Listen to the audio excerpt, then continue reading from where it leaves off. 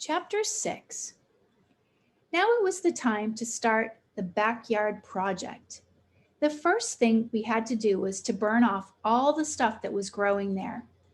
It was a Saturday, so Buddy and I weren't at school, and our friends and neighbors came to help.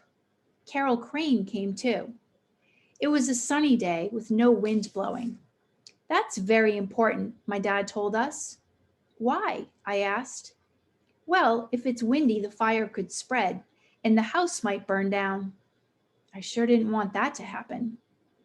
Okay, my dad said, let's begin. All right, kids, my mom said, stand back, out of the way. My dad, Mr. Tony Nessie, Mr. Johnny Papalo, Mr. Crane, and a bunch of other people stood around, all three sides of the field with old brooms, buckets of water, and wet burlap bags.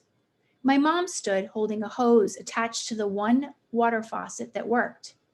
Everyone was ready. They lit the fire at the edges, and it blazed right up. They wet their brooms and put out the flames around the outside of the circle. They did such a good job keeping the flames low that the whole fire went out. Try again, Joe, someone called to my dad. This time he lit the fire in the middle, and it caught and burned bright and strong. Everyone shouted, "Hooray!" But then the smoke started to get in people's eyes. They ran from the edges. Suddenly, the fire was really big. Everyone was shouting and banging the flames with wet brooms and burlap bags. Brooms caught fire. Burlap bags caught fire. The smoke got thicker. Quick, Floss, my dad shouted. The hose, the hose! Buddy, turn on the faucet, Mom shouted.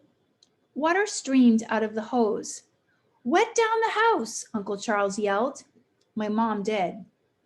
Put out the flames, Mrs. Florence Nessie shouted. My mom aimed the hose at the fire. She kept squirting water all over the place until the fire was out. What a mess. The weeds and grasses were black and smoking. So were the people. Everyone had black, sooty faces and smoky clothes, and everyone except my mom was soaking wet. Look what you've done to us, Mr. Tony Nessie said. Well, I saved the house, didn't I? Mom said, laughing. She sure did, and I was glad. Can you imagine having to start all over again? No, thank you.